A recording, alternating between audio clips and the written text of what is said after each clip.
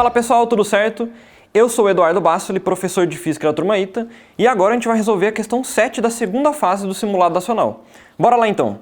Uma colisão de dois fótons produz uma partícula de massa mzinho.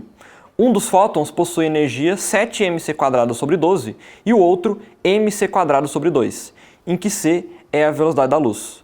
Determine o cosseno do ângulo θ entre os fótons antes da colisão.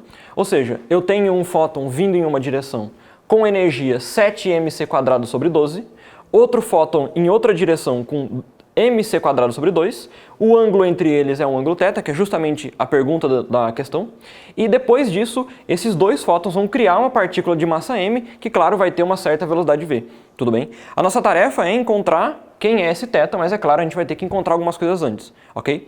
Um comentário geral sobre questão desse tipo é o seguinte: o procedimento para você resolver uma questão de colisão relativística é muito parecido com o processo para resolver uma questão de colisão clássica, que vai ser conservar a energia do sistema, ou seja, a energia mecânica antes vai ser igual a energia mecânica depois, no caso a energia total, né? E a quantidade de movimento vai ter que ser constante, tudo bem? Então, vocês vão perceber que as duas equações que eu vou usar aqui vai ser conservação de energia e depois conservação da quantidade de movimento, o que a gente faz lá em mecânica clássica, tudo bem? A única diferença é, claro, que as equações para a gente conservar energia e momento vão ser um pouco diferentes, porque a gente está tratando de relatividade, tudo bem? Agora, vamos lá então. Vamos calcular a energia do sistema antes e a energia do sistema depois. Então, o primeiro passo vai ser a conservação da energia mecânica, ou só conservação de energia.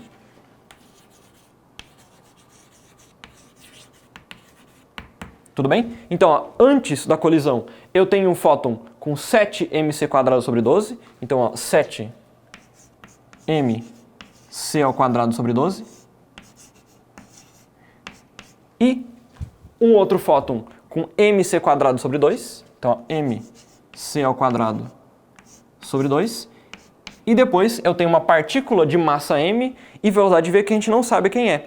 Só que, dada uma velocidade v, eu tenho um gama associado a isso, um coeficiente gama associado a essa velocidade, de modo que a energia total dessa partícula é gama mc², ok? Como o mc² é um fator que aparece em todos os termos aqui, eu vou cortar em todo mundo, eu vou simplificar, dividir os dois lados por mc², e eu vou ter o seguinte, que o gama ele é 7 sobre 12 mais meio. Então vamos lá, gama é 7 sobre 12 mais meio. Fazendo as simplificações aqui, 7 sobre 12 mais meio, ó, meio é a mesma coisa que 6 sobre 12, certo? 7 mais 6 dá 13, então o gama é 13 sobre 12, ok? Encontramos o gama da minha partícula aqui, o gama da minha partícula, e com isso eu consigo encontrar a velocidade, lembrando qual que é a equação que relaciona o v com o gama. Então vamos lá, o próximo passo é encontrar quem é a velocidade. Bora lá. Gama é igual a 1 sobre a raiz de 1 menos V2 sobre C2. E a gente descobriu que isso é igual a 13 sobre 12, ok? Vamos inverter aqui para deixar minha raiz no numerador, ok? E a gente vai ter o seguinte, que raiz de 1 menos V2 sobre C2 é igual a 12 sobre 13, ok? Vou elevar os dois lados ao quadrado e a gente vai encontrar o seguinte, que 1 menos V2 sobre C2 é igual a 12 ao quadrado menos, menos não, sobre 13 ao quadrado. Vou passar esse V2 sobre C2 para a direita, esse 12 sobre 13 ao quadrado para a esquerda, e a gente vai encontrar o seguinte, que V2 sobre C2 é igual a 1 menos 12 quadrado sobre 13 ao quadrado. Fazendo o MMC, eu vou ter o seguinte, 1 é 13 quadrado sobre 13 quadrado, certo? Então eu tenho 13 ao quadrado menos 12 ao quadrado sobre 13 ao quadrado. Agora, 13 ao quadrado é 169, 12 ao quadrado é 144, e 169 menos 144 dá 25. Então eu tenho 25, que é 5 ao quadrado, dividido por 13 ao quadrado, certo? Então, ó, V2 sobre C2 é 5 sobre 13 ao quadrado. Consequentemente, a gente encontra aqui V sobre C é 5 sobre 13.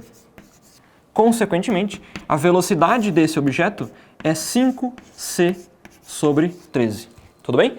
Então, ó, encontramos o gama, com o gama a gente encontrou a velocidade, e o próximo passo é conservar a quantidade de movimento do sistema, ok? Então eu vou limpar aqui esse trecho da lousa, ok? Se quiserem copiar alguma coisa, pausem o vídeo aí, beleza? Para eu continuar com a resolução usando aqui que a velocidade é 5c sobre 13, beleza? Então, bora lá. Vamos apagar esse trecho aqui.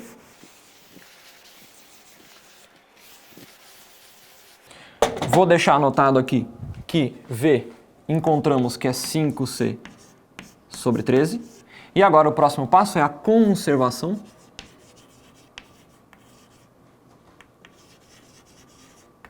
da quantidade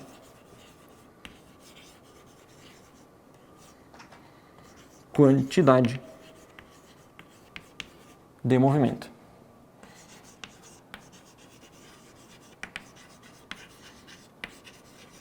E ao invés de eu fazer uma conservação em x e depois uma conservação em y, eu vou escrever isso vetorialmente. Ou seja, antes eu tenho P1, que é o do primeiro fóton, mais P2, que é o do segundo fóton, igual ao P da partícula, que eu vou chamar só de P. Tudo bem? Então perceba que eu estou somando vetores, eu não estou somando somente os módulos. Agora vamos lá. Se eu estou somando os vetores e eu quero alguma coisa sobre os módulos, se eu aplico o módulo em cada um dos lados aqui, aplico o módulo desse lado e aplico o módulo desse lado, do lado direito a gente vai encontrar somente o módulo da quantidade de movimento da partícula, ok? E do lado esquerdo, como eu estou somando dois vetores cujo ângulo entre eles é θ, eu vou ter que fazer uma lei dos cossenos, uma soma de dois vetores, ok? Então, tirando o módulo aqui da soma de dois vetores, eu tenho aqui o módulo de P1 ao quadrado, mais o módulo de P2 ao quadrado, mais 2 vezes P1 vezes P2, que são os módulos, né? Sem a setinha em cima, estou falando só dos módulos, vezes o cosseno de θ. Isso aqui é o módulo de P, que eu vou chamar só de P. Aliás, ao quadrado, né? Eu estou já elevando ao quadrado, porque eu teria uma raiz aqui para encontrar o módulo antes. Beleza? Agora, a gente consegue encontrar isso, porque é a quantidade de movimento de um fóton, isso também, porque é do segundo fóton, e isso aqui a gente consegue, porque a gente já tem a velocidade da partícula, certo? Agora vamos lá, a quantidade de movimento de um fóton é a energia que ele tem, lembrando que isso aqui é a energia do fóton, dividido pela velocidade da luz. Isso porque é um fóton, se fosse uma partícula seria diferente, ok? Então a quantidade de movimento desse fóton é 7mc sobre 12, porque se eu divido por c, eu vou cortar o c quadrado aqui com o c de baixo, fica só 7mc sobre 12. E desse outro fóton, mc sobre 2, ok? Então aqui, quem é P1 ao quadrado é 7mc sobre 12 ao quadrado, mais o outro, mc sobre 2 ao quadrado, mais 2 vezes, quem é P1? De novo, 7mc sobre 12, vezes mc sobre 2, que é o P1, vezes o cosseno de θ. E agora a gente tem que colocar a quantidade de movimento da partícula ao quadrado. Agora, qual é a quantidade de movimento de uma partícula com um gama que a gente encontrou? Vamos anotar aqui em cima. 13 sobre 12, a gente encontrou isso no comecinho da resolução. Estava ali no canto mais ou menos, ok? E a velocidade a gente encontrou que é 5c sobre 13 a partir desse gama. Agora, qual é a quantidade de movimento de uma partícula? É gama mv. Então, essa é a quantidade de movimento de uma partícula. Gama vezes m vezes v. Agora, quem é o gama? 13 sobre 12. Vamos lá. 13 sobre 12. M. E quem é o v? 5c sobre 13. Então, 5c sobre 13. Tudo isso ao quadrado. Agora, percebam que a gente pode simplificar o mc quadrado em todo mundo. Ó, mc quadrado, mc vezes mc dá mc quadrado, e o mc ao quadrado aqui de novo, ok? A gente vai encontrar o seguinte, 7 ao quadrado, 49, sobre 12 ao quadrado, 144, mais, lembra que a gente fez essa simplificação, né? Que 1 sobre 2 é a mesma coisa que 6 sobre 12. Então, 6 ao quadrado, 36, eu estou fazendo isso para deixar no mesmo denominador, então 36 sobre 144, mais 2 vezes 7 vezes 6, mais uma vez, eu estou escrevendo 1 sobre 2 como 6 sobre 12, dividido por 144, que vai ser o 12 daqui com o 12 que eu coloquei aqui embaixo, lembrando, 1 sobre 2 é 6 sobre 12, vezes o cosseno de θ. Isso é igual a, simplificações. O 13 sumiu com o 13, e aqui ficou 5 ao quadrado, 25, sobre 12 ao quadrado, que é 144. Então, 25 sobre 144. Tudo bem? Agora, como eu já coloquei tudo no mesmo denominador, eu posso cortar o 144 em todo mundo aqui, e basta isolar quem é o cosseno de θ para a gente conseguir encontrar a resposta para a questão, ok? Que ela pergunta diretamente quem é o cosseno de θ. Agora, vou apagar esse comecinho aqui para a gente finalizar essa conta. Então vamos lá. 49 mais 36, 40 mais 30 dá 70, 9 mais 6 dá 15, então eu tenho 85, mais 7 vezes 6 dá 42, vezes 2, 84, 84 cosseno de θ. Isso é igual a 25. 25. Certo? Passo o 85 para o outro lado, 25 menos 85 dá menos 60. A gente encontrou que 84 cosseno θ é menos 60, certo? O 84 a gente tinha escrito que era 2 vezes 7 vezes 6, certo? Então vamos abrir isso aqui de novo, 2 vezes 7 vezes 6, cosseno θ, só para cortar com esse menos 60. Então, 60 aqui, ok? Agora, olha aqui, 60 com 6 vai dar menos 10, então sobra um menos 10 aqui, certo? Dá para simplificar de novo, o 2 com o menos 10 dá menos 5, e agora, bora apagar só mais um pedaço aqui,